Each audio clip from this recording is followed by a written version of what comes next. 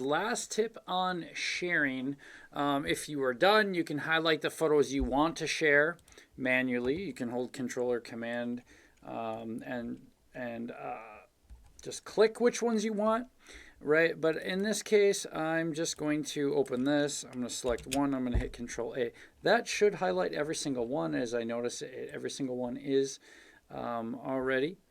So what I'm going to do here is I'm going to now invite them. They can go online. They can pull them off. They can download them, do whatever they want. But if let's see, I'm going to get a link here. I'm going to add their email, or I could just grab the link and email it to them or send it to them, however which way I want. But you want to make sure that this anyone can view. And right here that we just have them as view. We do not want them to contribute, add more, or edit and contribute. Nope, nope, nope, nope. That's your job. All right. But that's how you share. And right up here, you can copy that to your clipboard.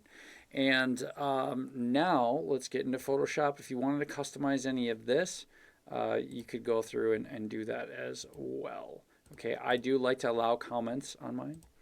Hold on, let's see what this allow access request unavailable when link is set to anyone can view.